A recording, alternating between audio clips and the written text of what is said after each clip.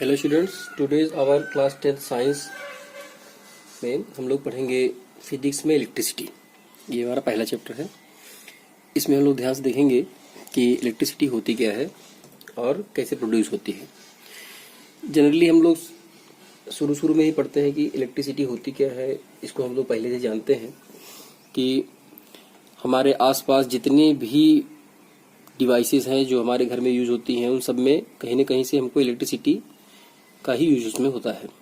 जैसे आपका फैन चल रहा है तो उसमें जो पावर आ रही है वो इलेक्ट्रिसिटी से ही आ रही है, वो इलेक्ट्रिक पावर ही है। आपका माइक्रोवेव है, आपका इलेक्ट्रिक बल्ब है, सीएफएल है या एलईडी वगैरह है, आपकी टीवी है आपके घर में, आपका मोबाइल फ़ोन है। जितने भी चीज़ें आपके घर में हैं जो ऑपरेट होती हैं और ऑटोमेटिकली यूज में आती हैं, बस आपको उसके लिए स्विच ऑन या स्विच ऑफ करना पड़ता है। उन सभी चीज़ों को जो एनर्जी मिलती है वो सब इलेक्ट्रिसिटी से ही मिलती है। अब ये इलेक्ट्रिसिटी है क्या और कैसे प्रोड्यूस होती है, हम लोग इसके बारे में पढ़ेंगे। इलेक्ट्रिसिटी प्रोड्यूस होती है, उसके लिए जो जरूरी चीज है वो क्या है? चार्ज। चार्ज क्या है? What is charge? It is the property of the matter. ये भी किसी भी मैटर की जो है ये एक प्रॉपर्टी है और ये प्रॉपर्टी ही इलेक्ट्रिसिटी को प्रोड्यूस करती है। तो सबसे पहले हम चार्ज को पढ़ेंगे। आप लोगों ने चार्ज समझा था कि अगर आप कभी भी अपने स्केल से, जो कि प्लास्टिक की स्केल है, उससे अगर आप अपने बालों को रब करें, रगड़ें और उसके बाद आप छोटे छोटे पीसेस कर दें अगर आप उसके पेपर्स के, और तो वहाँ जो पेपर है वो अट्रैक्ट होता है इससे, स्केल से घिसने के बाद, बाल से रब करने के बाद, रगड़ने के बाद या घिसने के बाद। तो ये जो फिनोमिना है वो किसी के कारण होता है? चार्ज के कारण होता है। अगर आपके घर में टीवी है और आपने टीवी को ऑफ किया हो, टीवी वो वाली जो सीआरटी है, जो मोटी सी टीवी होती है, आजकल की एलईडी नहीं, उसमें जब आप टीवी को ऑफ कर देते हैं तो और अपने हाथ को टीवी की स्क्रीन के पास ले जाते हैं तो आपके हाथ के जो रोए हैं वो टीवी स्क्रीन की ओर खिंच जाते हैं। ये भी चार्ज के कारण ही होता है। तो सबसे पहले जानते हैं कि चार्ज प्रोड्यूस कैसे होता है, यही समझते हैं। तो चार्ज है क्या? Charge is the property of matter. It is the property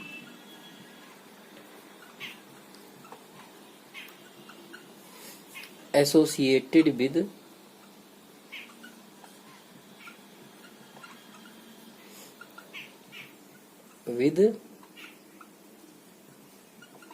matter. It is a property associated with matter. When charge comes on the object or matter, then the object have some electric or magnetic properties.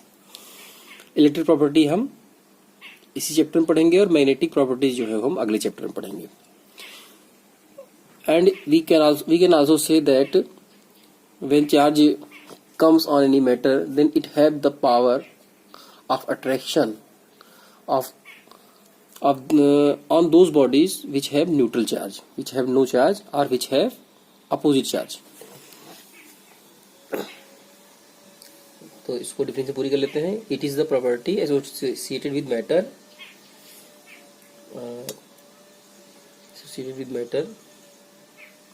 and the matter have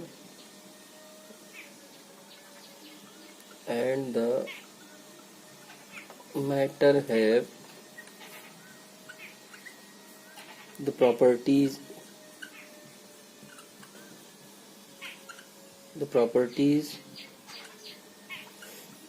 of electric and magnetic.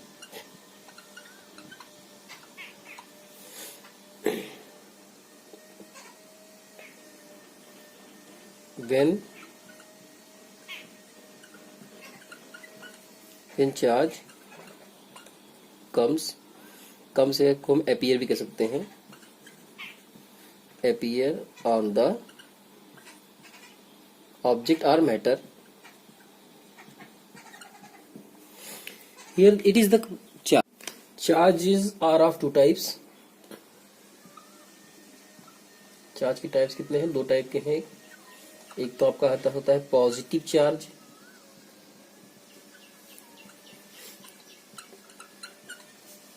And the second one is negative charge.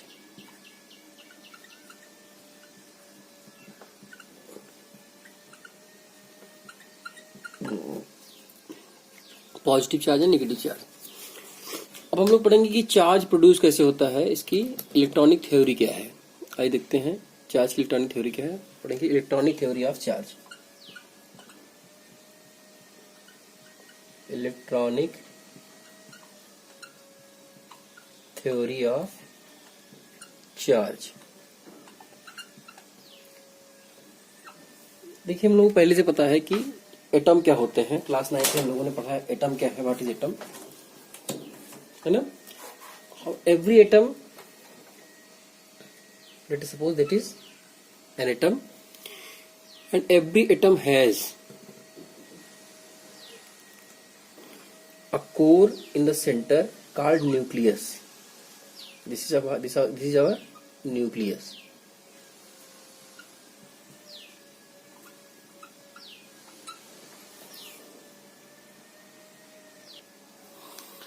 The whole part is atom, and that's it. That is nucleus. In nucleus में क्या क्या होता है? Positively charged proton and neutral neutron, and around the nucleus in distinct orbits electrons revolve.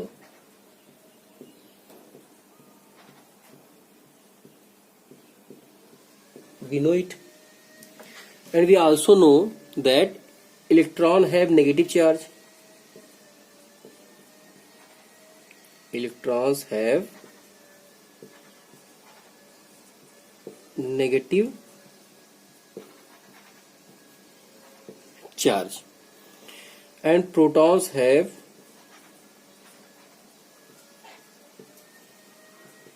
positive charge.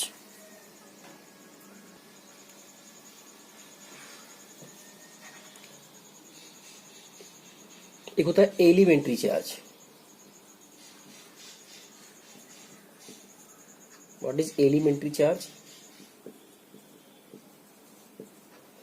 It is the smallest charge present on any any particle, and that particle is called electron. Smallest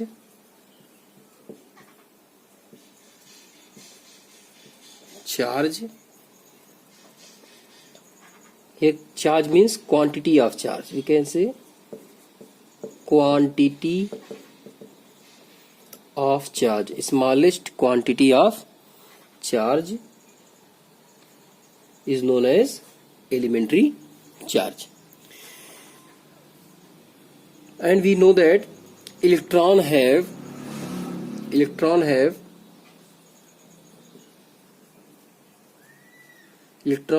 and proton also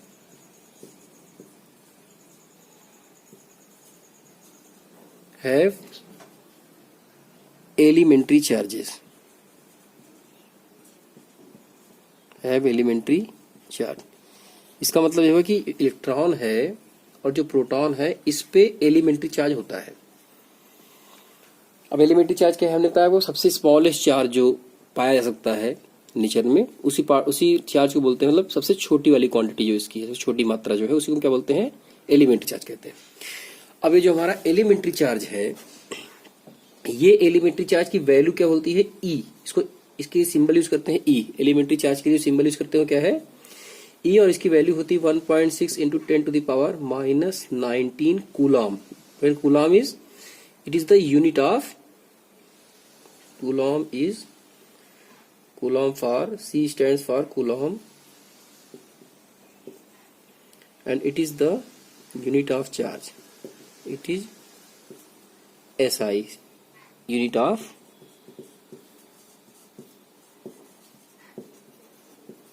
charge. SI unit of charge. and the elementary charge value is also called 1 unit charge. 1 unit charge. Now we see that how charge produced on any object, कि charge कैसे किसी object पे आता है वो हम सीखेंगे. अब हमने जान लिया, कुछ पॉइंट जान लिए. पहला पॉइंट क्या? पहला पॉइंट ये जाना हमने कि जो एटम होता है उसमें इलेक्ट्रॉन भी होते हैं, प्रोटॉन भी होते हैं, न्यूट्रॉन भी होते हैं. इलेक्ट्रॉन पे नेगेटिव चार्ज होता है 1 यूनिट नेगेटिव चार्ज, प्रोटॉन पे 1 यूनिट का पॉजिटिव चार्ज. ध्यान रहे, इलेक्ट्रॉन पे 1 यूनिट का नेगेटिव चार्ज, प्रोटॉन पे 1 यूनिट का पॉजिटिव चार्ज. और अगला पॉइंट जो जानना हमको इसमें है वो क्या है? Number of electron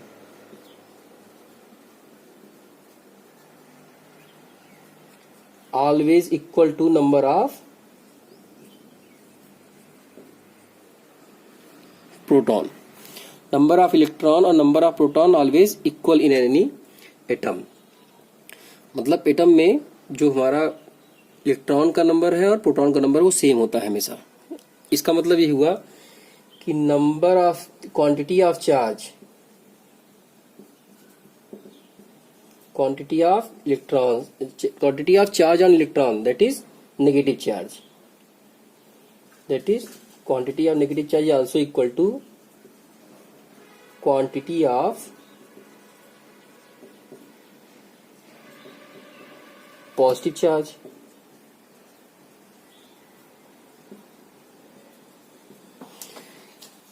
That is the property by which the atom is always neutral.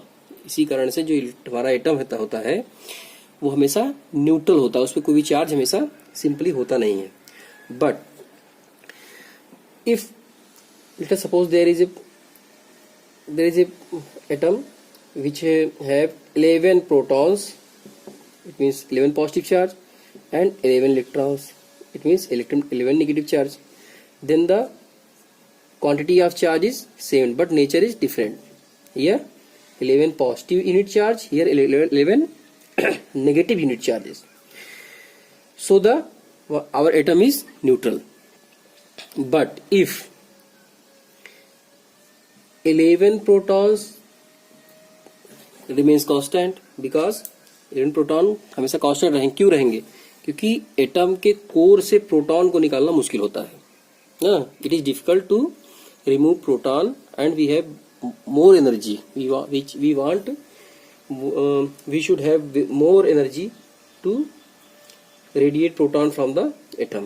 Atom से प्रोटॉन को निकालने के लिए बहुत ज्यादा एनर्जी चाहिए. जब और इसके अलावा क्या है, जो इलेक्ट्रॉन है उसको हम थोड़ी सी भी एनर्जी देते हैं, रब कर देते हैं या फिर धूप में रख देते हैं, तो कुछ भी कर देते हैं, थोड़ी सी भी एनर्जी देते हैं तो जो हमारा इलेक्ट्रॉन है वो आउटर मोस्ट सेल को निकल के बाहर आ जाता है. तो लेट सपोज कि एक इलेक्ट्रॉन इसमें से बाहर निकल गया, तो इधर 11 पॉजिटिव चार्ज हो गए और इधर 10 नेगेटिव चार्ज हो गए. अब आपको दिख रहा है कि जो 11 प्रोटॉन का पॉजिटिव चार्ज है वो 10 पॉजिटिव चार्ज 10 नेगेटिव चार्ज को तो न्यूट्रलाइज कर दे रहा है. 10 पॉजिटिव चार्ज 10 इलेक्ट्रॉन के नेगेटिव चार्ज को न्यूट्रलाइज तो कर दे रहा है, पर यहां पर एक प्रोटॉन प्लस में बच रहा है. इसका जो चार्ज है वो क्या करेगा, वो एटम पे पॉजिटिव चार्ज ले आएगा, क्योंकि ये दोनों तो एक दूसरे को न्यूट्रल कर दे रहे हैं, ये दोनों एक दूसरे के प्रभाव को खत्म कर देंगे. और जो एक प्रोटॉन बचेगा 10 पॉजिटिव 10 नेगेटिव को क्या कर दे रहे हैं, न्यूट्रल कर दे रहे हैं. तो एक जो न्यूट्रल करने मतलब दोनों मिलते नहीं आपस में, ध्यान रखना, एटम में दोनों मिलते नहीं है, पर इनके इफेक्ट को, इनकी जो प्रॉपर्टी है, इनका जो प्रभाव है उसको निगलेक्ट कर देते हैं. पर एक प्रोटॉन का जो हमारा चार्ज है वो निगलेक्ट नहीं होता है, और इसी से जो हमारा एटम है वो कैसा हो जाता है, पॉजिटिवली चार्ज जाता है. Like that, if let us suppose there is a atom which have 17 positive charge and 17 negative charges, then if 17 positive charge तो हम निकाल सकते नहीं हैं एटम के कोर से ना, न्यूक्लियस से, पर अगर हम 17 नेगेटिव चार्ज के अलावा एक इलेक्ट्रॉन कहीं से ले आए इसमें, और तो यहाँ 18 इलेक्ट्रॉन हो गए, और 17 पॉजिटिव चार्ज को 17 नेगेटिव चार्ज तो बैलेंस कर लेगा, पर एक इलेक्ट्रॉन का जो चार्ज है वो एक्सीड होगा, ज्यादा होगा, जिससे हमारा जो एटम होगा वो कैसा हो जाएगा, नेगेटिवली चार्ज है, उसमें 1 नेगेटिव का चार्ज आ जाएगा। अब ये तो हमने एटम के केस समझा, ऐसे ही हम मैटर, पूरे मैटर के केस समझे। सपोज करो कि हमारा कोई मैटर है ऐसे किसी शेप का, है ना, इसी किसी भी शेप का हमारा एक मैटर है, ठीक है। अब इस मैटर पे सपोज करते हैं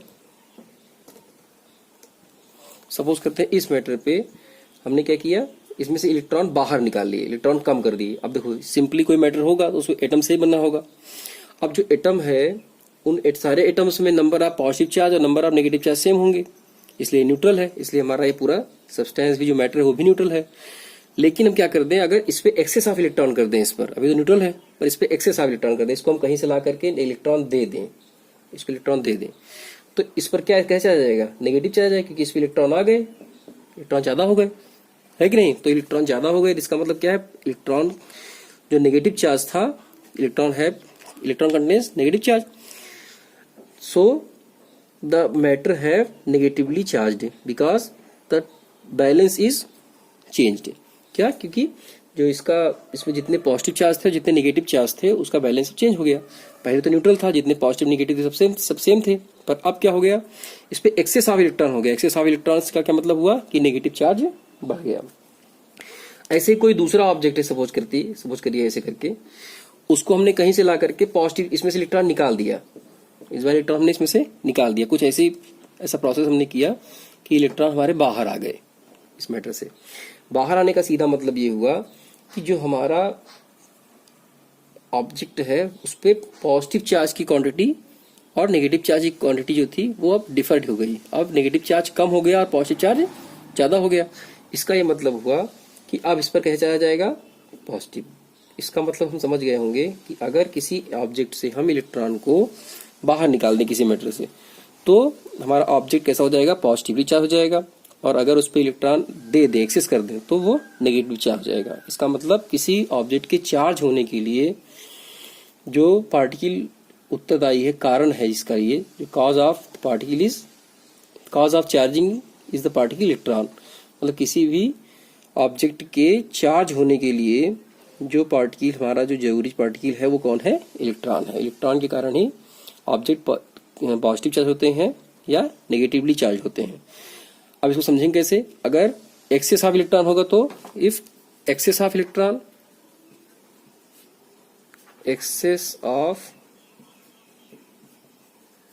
electrons means negative charge,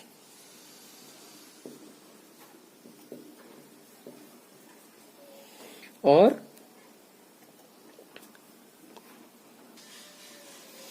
and lack of electrons